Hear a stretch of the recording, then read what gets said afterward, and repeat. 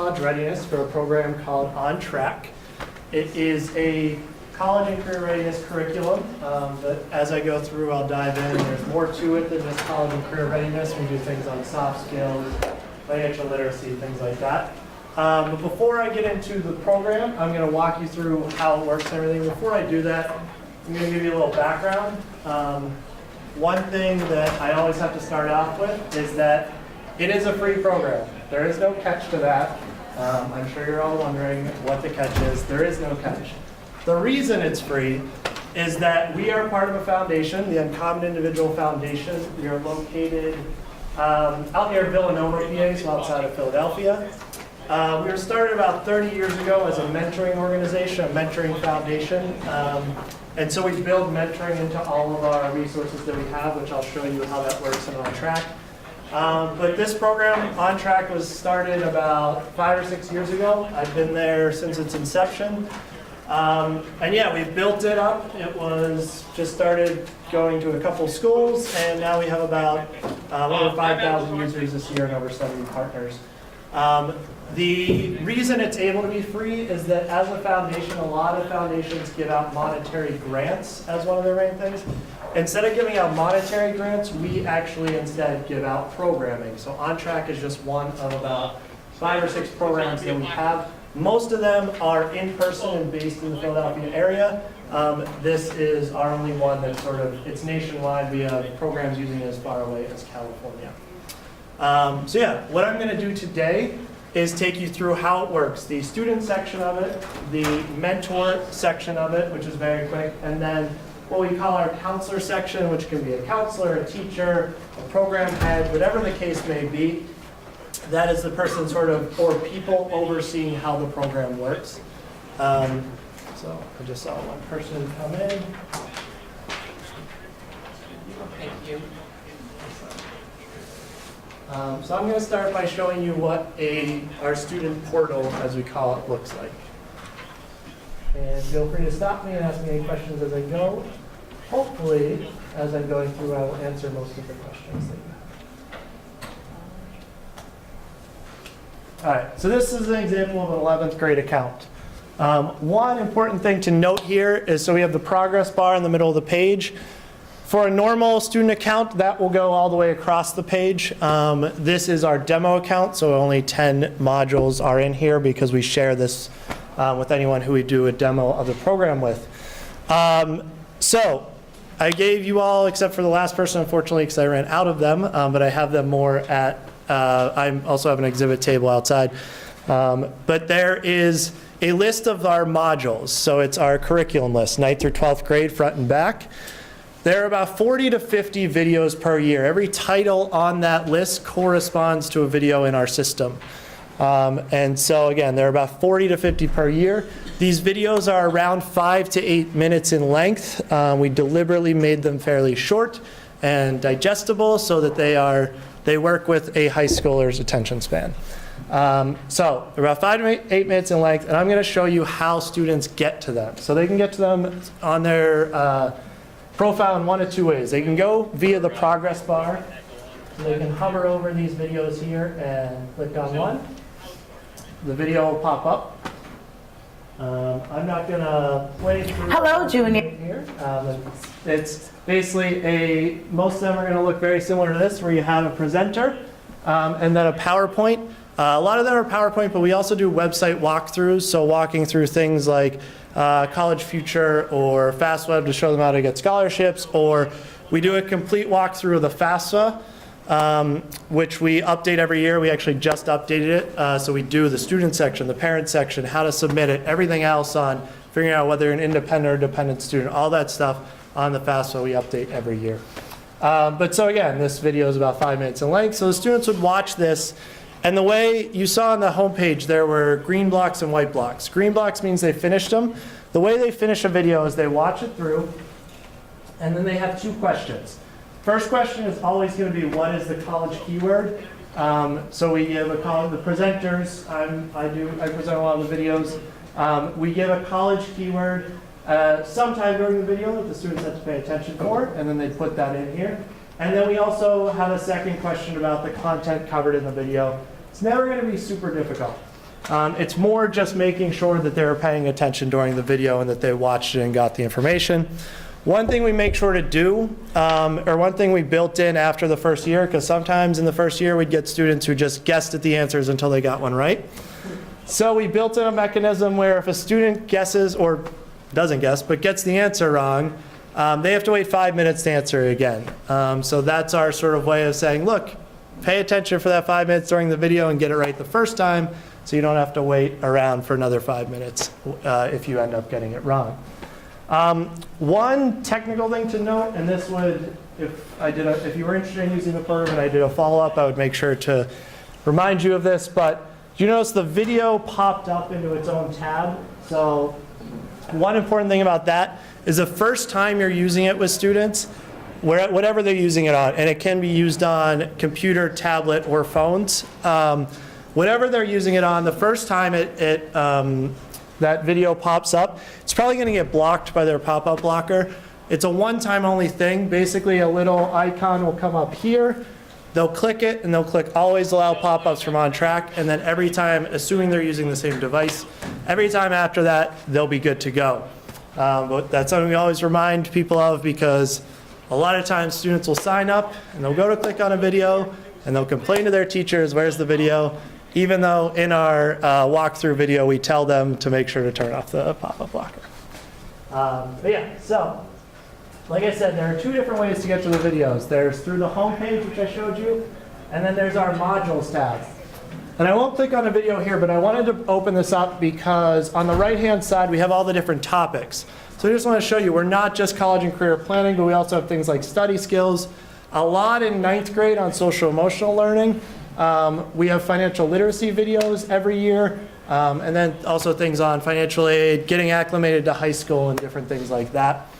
But yeah, so if a student wanted to, they could go to their modules tab and they could click on one of these, and then just the videos for that topic would pop up. So they don't necessarily have to watch the videos in order. We built it with sort of a logical order where they might encounter things during the course of a year. But if they wanted to skip around, or skip certain videos. We certainly know, like we have videos on both SATs and ACTs in here, but we know some schools direct their students to take one or the other, and it's fine if they skip over the one that they're not going to be taking. We didn't make this to say, all right, every student who uses our program has to watch every single video. Our goal is usually if students are in here to be watching around 75% or so of the videos, because we built the videos with sort of a general knowledge base. It's tough to know from school district to school district, from state to state, where students might be at. So we wanted to try to hit as much of the population as possible when putting together the content. Also a note on the content, because we get questions about this. So the content was originally developed by someone who worked as a counselor and assistant principal.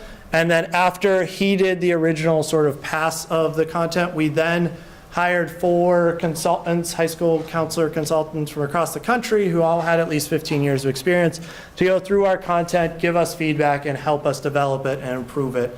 And that was a couple years ago. And then also, like I said, we do try to, especially the financial aid videos, redo those every year to keep them updated with anything that's new. All right, so that's how students get to the videos and watch them. I mean, really, it's, like I said, our system is a curriculum. It's not designed to sort of do some of the things that Naviance does. It's not designed sort of as a competitor to Naviance, but almost as a curriculum supplement to something like Naviance, or if you don't have Naviance, to be its own thing in a school. I just want to take you a couple more things on the student page. On the left-hand side, so there's the modules tab, which I clicked on. There's a resources tab. Which these are additional videos. We put all of our financial aid videos that are in our curriculum also in our resource section, so that they're there in as many places as possible.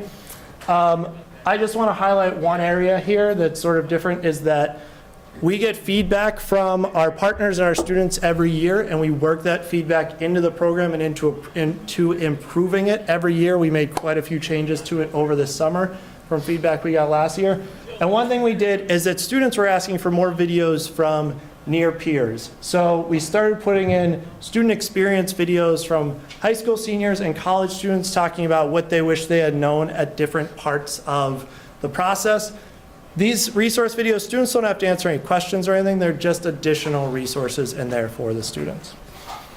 And then lastly, so this is an 11th grade account. Oh, Can you just clarify what the purpose of the questions is? If they miss them, they can't go on to another video? Or is that... they can go to another video, but they have to wait 5 minutes to answer on that video so that they don't just like try to, I mean, I guess they could theoretically keep guessing as they go if they wanted to really not watch the videos. But yeah, the questions are to make sure that they're watching the videos and that they're getting the content. So the fourth thing here, so this is an 11th grade account. And then the 11th grader, the 12th, 11th, and 10th graders have access to the year prior.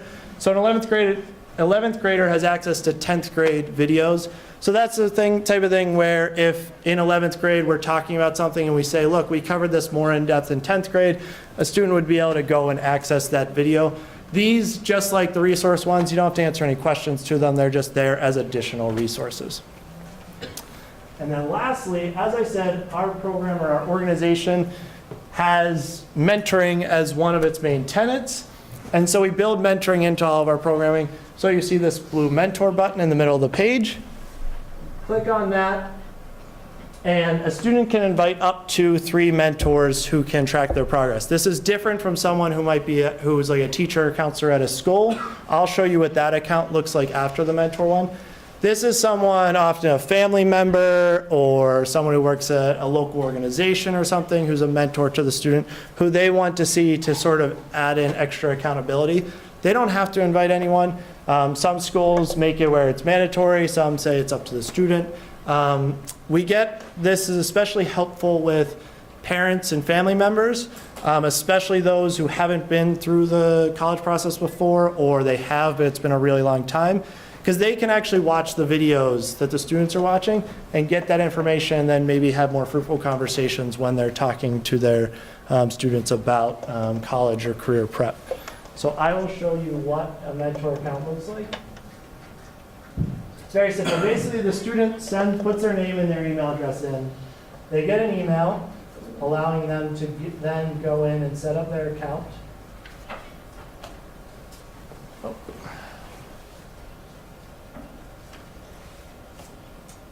There we go. And when they set up their account, if they had multiple mentors, they would all be down the left-hand side as this demo mentor has. I will click on the student we were just on. So they can first just see their profile, but then next they go to their status, which is the tab right here. And this is where they can see which videos they've completed. But not only that, they can click on any of these videos, even ones that the student hasn't watched yet, and see that information for themselves if they want it. And then last, I will show you what our counselor, teacher, admin account looks like.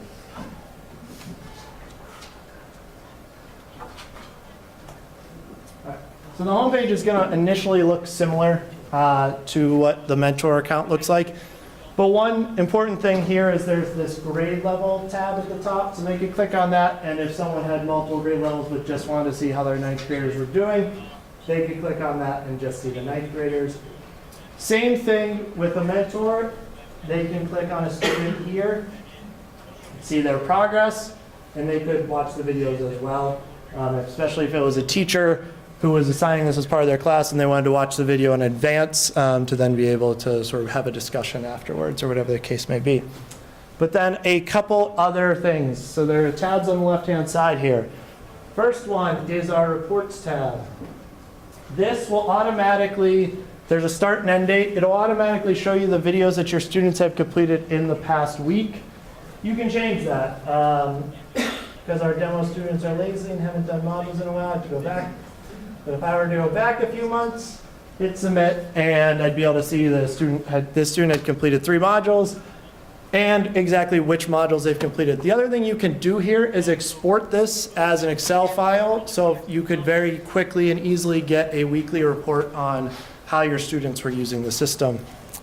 So that's especially helpful, again, if a teacher is using it in a situation where it's part of an assignment for a class. They can very quickly see, all right, which of my students actually completed this video in the last week. Other tabs on the left-hand side. I will skip over the middle one and come back to that. I'll go to the students one. This, we put in this here because I'm the person who sort of runs our back end.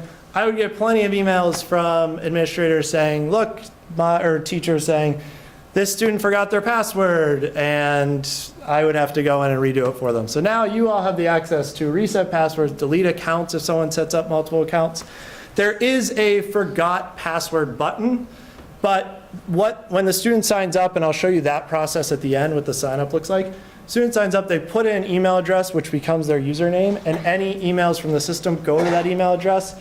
Students often either put emails that don't work, or they missed a letter or something like that, and so they try to go forget password, but an email never actually comes to them because it never gets to them. So this is a way to, all right, if that's the case, very quickly go in and reset it for them. It basically happens automatically. And then there's an alerts feature at the bottom left. So this would allow you to send an alert to an individual or to whole grade levels of students or all the students. So if you wanted to let 11th graders know about a college fair coming up in the area, you could send them out. It would, again, if they put in a working email, it would go to their email and go to their account. There'll be a little bell at the top of their account that'll flash red when they have an alert. And then the last one, the one I skipped over, our admin / head counselor / whatever you would like to call it account, is an account that allows you to see how all the students are doing. So say a counselor wanted to be in here as like the head counselor and see how their students were doing, but then teachers were also in the system as counselors to like oversee the day-to-day aspects. The counselor could see everyone while the teachers would be able to just see their students. So there's the counselor tab at the top. And so I can click and see how Shakia's students are doing. And there you go. And I'd be able to see how their students were doing. So that's a little extra thing. You don't have to have a head person like this. You could have everyone sort of doing their own thing, but if you wanted that, it is available. So that's pretty much the system. It's very simple. We weren't trying to build too much into it. We want to keep it simple for students and counselors and teachers to use. Like for instance, just a second. We tried years ago to make a like college search function within the student section, and we ended up realizing we were just making a worse version of what College Board already have. So again, we're trying to do what we do, which is have the videos and the curriculum. So yes, question. How do you add your students or your teachers? Yeah, so the next thing I'm going to do is show you that sort of whole process. It'll just take a minute. Yep. Do the students have the ability, or teachers saying, I want you to want to work on this module, this module in a different order? Yep. I mean, if a teacher or a student can watch, they can watch the last video of the year first if they want it. There's nothing stopping them from skipping over a video. So each year, do they have to like sign into a new account, or is it kind of travel with them? It travels with them. So basically, you would let me know at the end of the year, look, year's over, we want everyone moved up to the next grade, and I would on the back end basically flip a switch and they'd go to the next grade. Yeah. Do you have the ability to just make all grade levels available to all students? We don't, because basically anything we do Have for, students sign up with multiple grade levels with multiple different accounts? they could, yeah, if they wanted to have multiple accounts, yeah. I have the opposite question. Can you limit, like, in fall, we're gonna do personal and social stuff, and then in winter, we're doing careers, like, Yeah, we don't. It's sort of all there, and if that's where we lean on the school or the program using it to say like yeah, this is what we're doing, and have the students go through and just do the ones. We used to have a version where you could sort of pick and choose, but it wasn't used or it wasn't really working great, so we ended up just like doing it this way and giving basically the flexibility where you can tell students, all right, make sure you're only doing these videos this part of the year. All right, so I'm going to show you the sign-up process. So what would happen is if you were interested, I would send over a user agreement. You would sign that, send it back to me. It's pretty simple. We're not really asking much of you. Basically, the main thing here that we ask when it comes to whether a program or school using this is that they build a structure into it. This isn't something where you can just say, all right, give it to 100 students, have them sign up, have no structure. and expect them to all just use the program. This is an extra thing for them, so there needs to be that structure built in where there's an expectation that they're going to use it. So that's our number one important thing that we want to hear from someone using it before they start using it. But once we get that user agreement back, I would add your school to the back of our system. And what happens is students sign up. They go to the sign up page. Well, first I should rewind. After I add your school, I'd send you a list of sign up instructions, which would include a video of me taking your students through how to use the system. So you would play that at the front of the room. It's about 15 minutes long. And it would walk them through, this is how the students use the student portal of the system. And then they would sign up. So the sign up process for a group of like 20 to 30 students takes about a half hour. Once they're signed up though, it is, and especially once they do the pop-up blocker thing the first time, it's very quick, very simple and easy to use. If they were to start this in September, or even if they were to start it now in November, if they worked on it about 15 to 20 minutes a week, they would be able to finish the curriculum or what you expected of them by the end of the year pretty easily. So students would go in here when they're signing up. They would select your school. I will select our demo school. And then they would select the counselor. So you could have as many as you want in here. If you wanted all of your teachers in here, they could all be in here. It would be up to you, but they would be in here, and the students, it would be very important when the students are signing up to know, all right, who am I putting as my counselor when I'm putting this in here? I will just select one. And then there's an access code. I give every school their own specific access code. And then they put in their name, email address, and then password. And again, their email address becomes their username. So we always stress that when they're putting in a email, that it's hopefully something that they're going to remember and that they use. Hit sign up. And then, so there are two other pages to this. One is the student profile, which is pretty quick. The most important thing here is putting in the correct grade level. So what the student puts in here is how the system knows which videos to give. Thankfully, for the most part, students are really good at this part and don't mess up what grade they're in. But if they were to, I'm pretty sure I could change on the back end, or they would very easily be able to just delete an account and create a new one. So I'll put in ninth grade. GPA. For ninth graders, we'll often get the questions, what do I put for GPA if I don't have one yet, if it's early in the year. We just tell them, because you can edit this later on, we tell them what do you expect to get or what do you aspire to, something like that, and then have them go back and edit it later on. And then, so I hit submit. When I hit submit, this should take me to the last thing is a SurveyMonkey survey. I don't think it'll take me there because I think I've done it too many times on this, or I've done it at least once on this computer.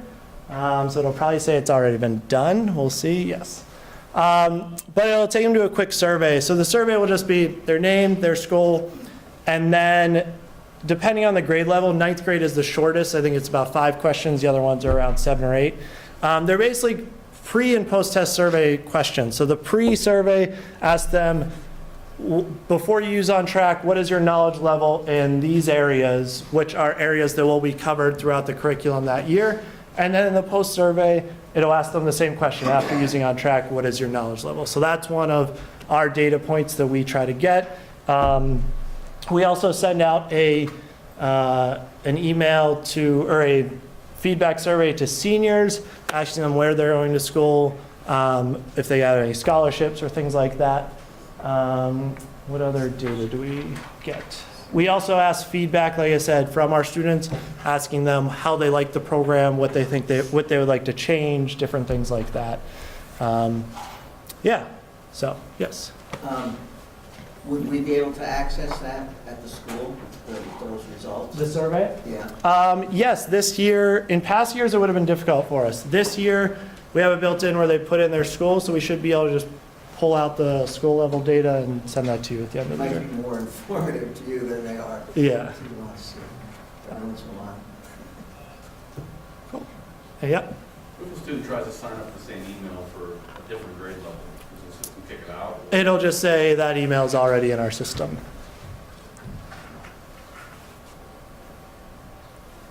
Yeah. I have a couple of questions. If we're gonna do like a whole class, do you have the ability to like push it in, like we send you a CSV with all the information, and you push it in and create a whole class worth of information? Like we give you Yeah. email, username, password, grade level, all that stuff? Yeah, we can't. No, unfortunately. We've gotten that from schools, but yeah, that's something that we don't have the ability to do. And then you talked about your partners a little bit. Can you share who your partners are and what Yeah, so we're about 50-50 between schools and either after-school programs, or actually, in the last year, we've gotten a lot of Upward Bound, Talent Search, Upward Bound Math Science trio programs. So we're about 50-50 there. Definitely smaller schools is where it tends to work. Or if you have a large school, starting it out with a sort of pilot group or maybe one grade level or something like that, and then seeing how that works before going to the whole school. So by partner, you're talking about the schools that access your content? Yes. Okay. Yeah, yeah. Got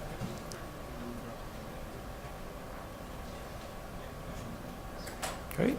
So, is there a curriculum component to that too? Are there like activities that are built in with the lessons? No, just the videos. Kind of like an informational. Yeah, it's an informational resource. I'm a school counselor, and I can picture using something like this, like in a group, like just as myself as the user and then projecting it, but it doesn't sound like you guys are interested in that, it being used in that way. You want the students using it individually, is that? Yeah, we prefer that, but, so we have people use it that way. That's actually, it's not that we don't like that. We actually think it's really good when people use it in a group setting like that. What we ask for there is that, say you show it up at the front of the room and then have discussions about it, is that the students just log in and answer the questions to show that they've watched it. Because we want to see that the students watch the video. That's, yeah, generally what we're looking for in that situation. Like, for instance, we've put together for every video, we have a document that has 2 to 3 questions for all of them that are sort of jumping off points for discussion. So we definitely want discussion around the videos. It's just more, we also want to see the data of the students using it as well. Yes. Were you limited as to how many students you can have sign up? No, there's no limit.